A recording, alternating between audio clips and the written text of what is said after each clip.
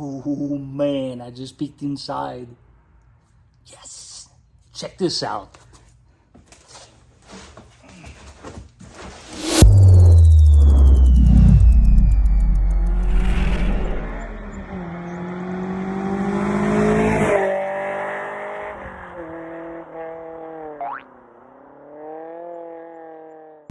Ladies and gentlemen, welcome back to the channel. This is the Vikings garage, and I just picked up a box that I've been waiting for the longest time.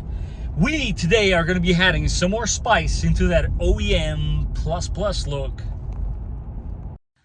Unboxing. How does one make this glamorous? I think this is the wrong channel for that, but hey, let's give it a go.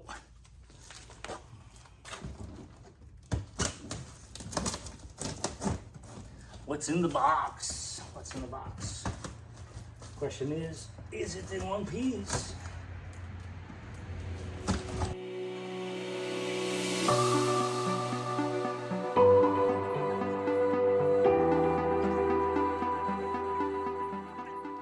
Oh man, I just peeked inside.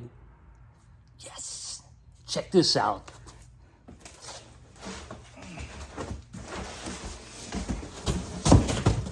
Yeah, baby.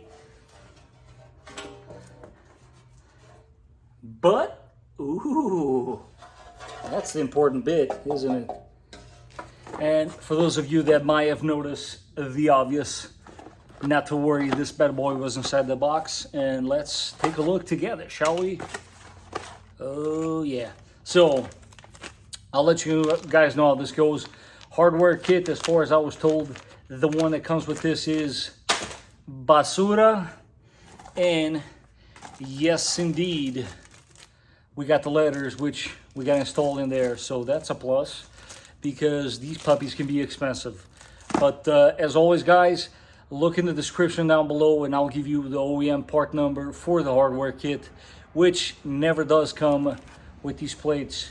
But with that out of the way, let's get this guy on the truck. For those of you wondering, the back does have your double-sided tape, of course, and it does have these plastic tabs, but hey, we'll see how good they are, right?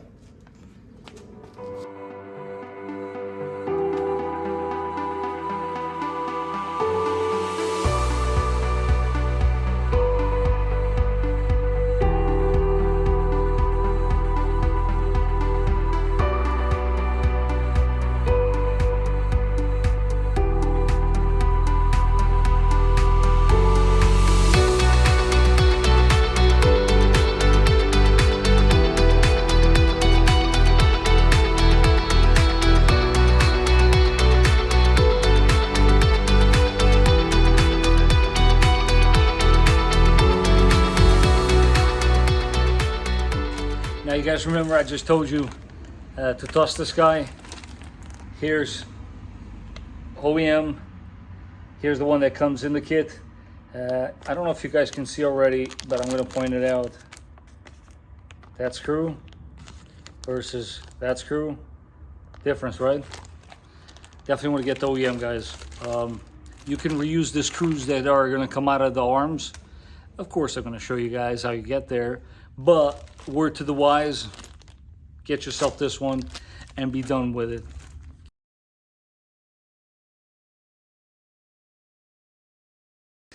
Installing this skid plate would be easier done on a lift, but I said to myself, why would I do that? So, a little sketchy, but I'm gonna show you guys that you too, at home, can accomplish this. Easy job, it's easy. The positioning is a little not so easy. So first things first, we're gonna go ahead and take the skid plate that comes with this car and we're gonna lay on the job. I mean, how hard could it possibly be?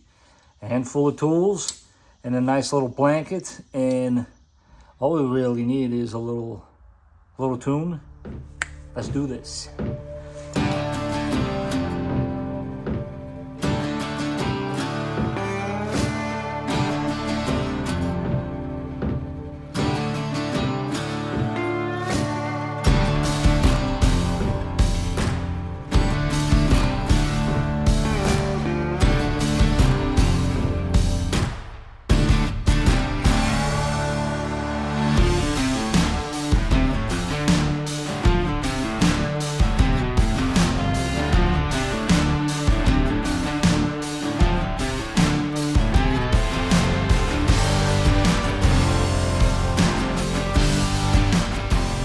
So as you guys can see here, yes, not much of an increase in height, but there's a reason why I did that. To clear this original skid plate, to remove it, you do need a little extra clearance. So make sure you do that.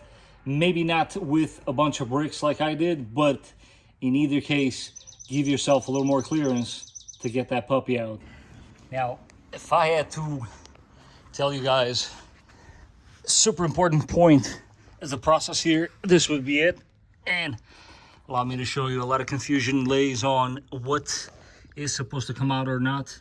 So that screw needs to be removed, and that screw needs to be removed, and not to worry, because it's still being held by another. This is what you will have. I already did one arm. As you can see, the screws there, took out this guy and that guy, which we are going to install now, new ones, different ones.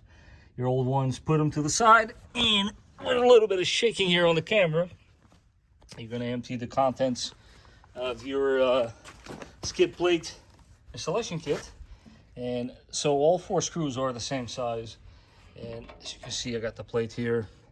And what you want to do is, see if I can do this one-handed, probably not, but feed one screw. I'm going to do one side at a time. How's that? Yeah, one screw there. Spacers go in the front. Now, in case you guys are wondering, I will show you in a second why they go in the front. And the reason for these guys is basically to make your life easier when you go to install this, because you basically push this in without cutting your fingers, which is not very hard to do with these things. So I'll have to, in a little bit, hold this while spin the screw on the other side, basically running this down, therefore holding the spacer where it belongs. Now, let me show you why the spacers go in the front. So get back in underneath the car again and take my finger off the camera, and this is why. Because they go in that insert right there and make the surface level so that you don't actually over time smash the skid plate. Sorry guys, this is probably super crappy footage, but I figure if I give you guys a close-up this way, your life is a lot easier. And yes, for those of you wondering, same company will make for cars with KDSS, which will come with this entire section here gone. And of course, one more thing, guys. Now the technical side of things here on your brand new screws. Now this container is super old because I've had it for a long time, but you get the point. Anti-seize always goes a long way, because remember, we are not going to be taking this skid plate down anytime soon, or at least that is the goal. So what you want to do is apply just a tiny bit, like so. That way, when you got to take it back out again, it will come out no problem.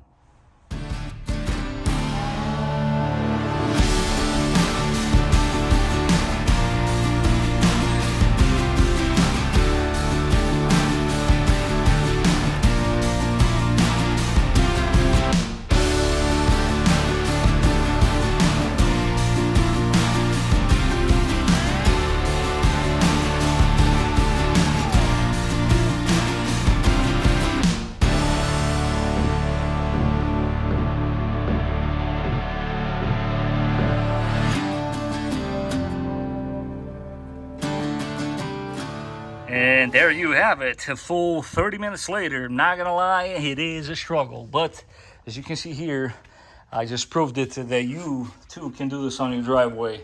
Now, for a couple of side notes, yes, you notice the letters are no longer there, and that guy right there is a telltale sign. So when you install that plate with these letters already in there, word to the wise, you might want to shave this down, or just install the letters after the fact, because they don't quite clear.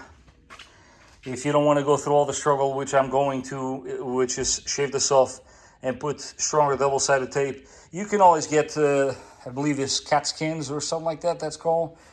And they should glue right on. It is a nice kit. I've bought it in the past, and they last.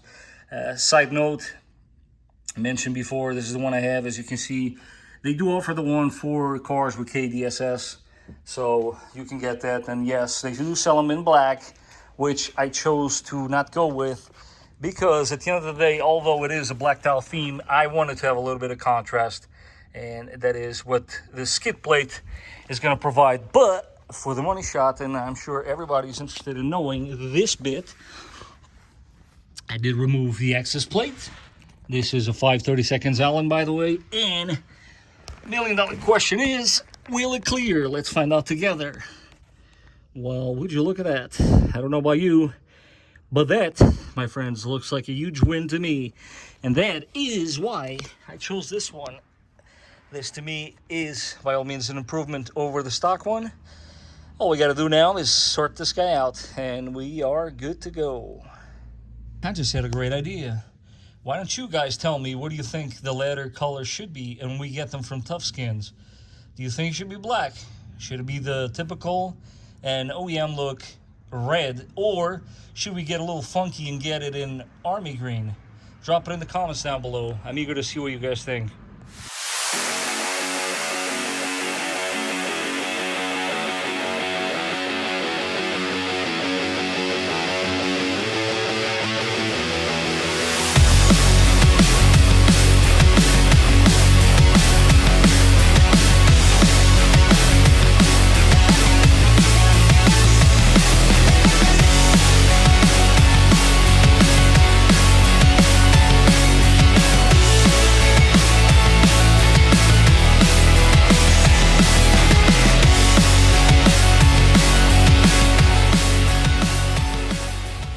Alright guys, and let's go over everything that's been done so far, and I want to start off with the lighting. Right here in the mirrors, you got the sequential turn signals, blacked out of course, 4RUNNERlifestyle.com. We got the diode dynamics, fog lights. I love these things, they're super cool. And let's not forget the Universe Raptor style lights that I have right there on the grill. Car Trim Home is the one that provides this skid plate. Looks just like OEM, but with the access to your oil filter. 40th anniversary edition wheels wrapped in the Nitto Terra Rapplers G2s in the same exact size as stock. Up top, I did add the crossbars because eventually there will be a cherry on top. Speaking of cherry on tops, there will be something else going right there. I'm definitely giving you guys a lot of info here. So do stay tuned, because all of this and much more is coming in upcoming episodes. Something else is coming that goes right there. Back here, we got a couple of goodies from Agency 6. First one, this recovery point. Second, we got this guy right there, matching the outside color of the car. Also, just to add to the mix here, we did a few things on the interior. Of course, we got rid of the chrome door handles, blacked out a few things. That's a TRD shift knob, and we went, of course, with all black knobs, both climate control and radio. And let's not forget that we did give the Raptor style lights a circuit and a switch. And let's not forget all the blacked out emblems throughout this car. Of course, that also goes in the rear here. And speaking of the rear, let's not forget the black valance covers, which this car did not come with. I, of course, did front and rear. But that just about completes all the things we've done to this truck so far. There's a lot more coming. This OEM++ look is not too far from being completed, but there is quite a few aces up my sleeve, so do stay tuned. I hope you're enjoying this build so far.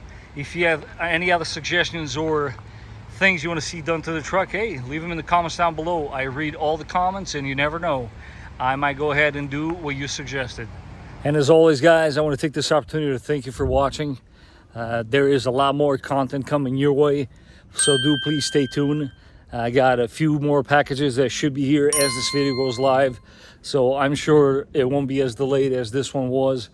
But until the next time, I hope you guys are enjoying the series, and now we'll catch you guys on the next one.